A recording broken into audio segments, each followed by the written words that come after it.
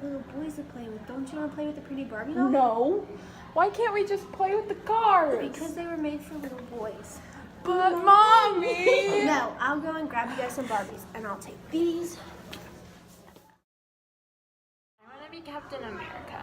Ooh. What do you want to be? I want to be a race car driver. Hey girls, what are you guys up to? We're talking about what we want to be for Halloween. I want to be Captain America. And I want to be a race car driver. But don't you girls want to be a pretty princess or a nurse? Heck yeah, Mommy. You don't want people to think you're boys, do you? I don't care. Let's go to the store and get some pretty dresses and crowns for you guys to wear tonight. No!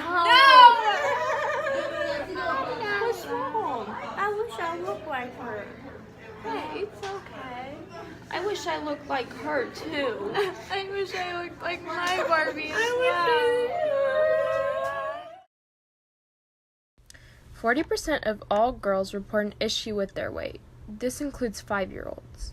3 to 5-year-olds already associate larger figures with negative thoughts, as seen in things like TV shows. Girls who saw pictures of Barbie before their self-esteem test had lower scores and preferred the thinner people, even though scientists say that Barbie's body image doesn't affect children. When they asked adult women who had played with Barbies when they were little, they focused more on their body image than other girls who hadn't played with Barbies.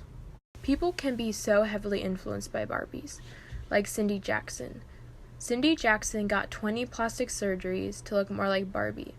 A study showed that girls who played with Barbie reported lower body image and a desire to be thinner. This topic is important for people to know about because it is affecting our children. Some people believe that eating disorders can be caused by the unrealistic body standards of the Barbie doll. I hope that people see that the original body shape of Barbie is unrealistic and is affecting our children. They are having to look at their toys and believe that that is what people should look like. Kids today are affected by the toys they play with in many ways, one being their self-concept and body image. According to the article, Barbie, the Real Enemy, it shows how girls who play with Barbies are more likely to say they wish they looked like Barbie. On the chairs now,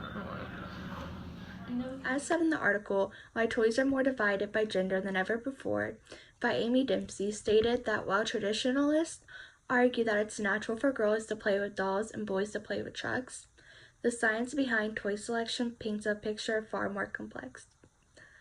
Which this is very true in today's society. So take for instance when you're at a store, you're walking down an aisle and you see 2 signs, one saying girls' toys and one saying boys' toys. You're teaching these children that girls can only play with these toys and that boys can only play with these toys. By putting those signs there, that's what you're showing these children. When you should be showing these children that no matter your gender, you can play with whatever toys you want. Children need to be exposed to more counter-stereotypic pictures. As said in Perry Class's article, Breaking Gender Stereotypes, in the Toy Box said, when children in a study were shown a set of toys that were chosen to be sexually masculine and feminine, and asked who should play with which toys, the children exposed to counter-stereotypic pictures were more flexible to their answers than children without the exposure. So by exposing these children to counter-stereotypic photos, we are showing that no matter your gender, you can play with whatever toy you want. If you're a boy, you can play with a doll. If you're a girl, you can play with a car.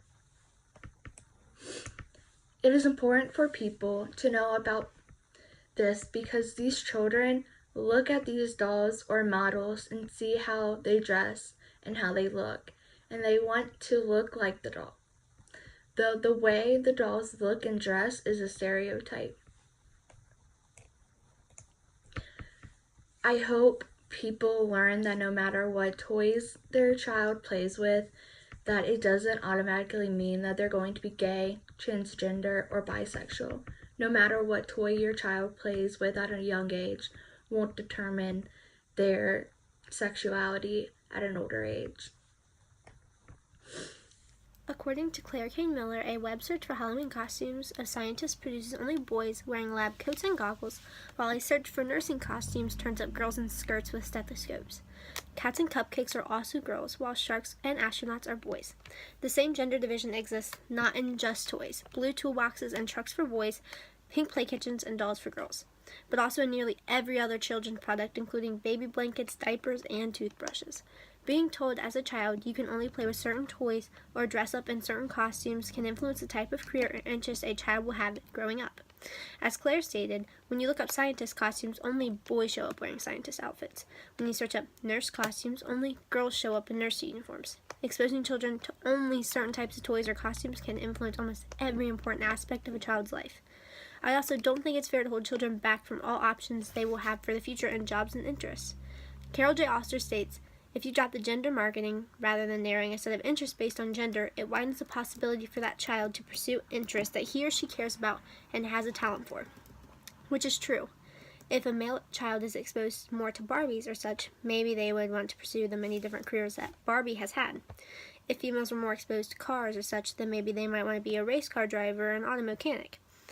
A child's imagination, interests, and futures should be well thought about rather than silly misconceptions that many parents have when they find out their child wants to play with a toy of the opposite gender.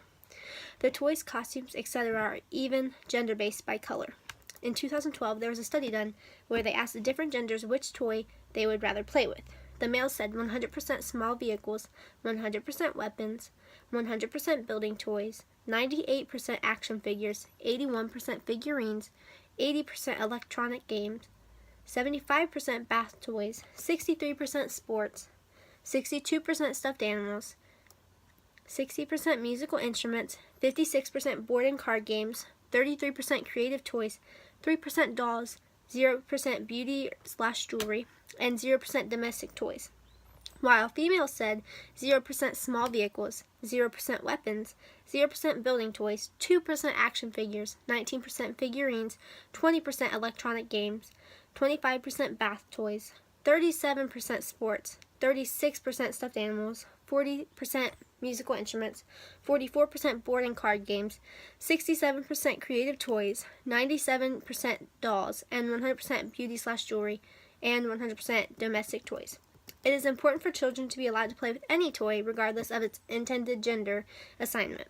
A common misconception from parents is that children who play with the toys with the opposite gender assignments may be homosexual or transgender. Parents whose children play with toys that are not intended for them should know that will only further their options for careers and interests in the things that they could do with their lives.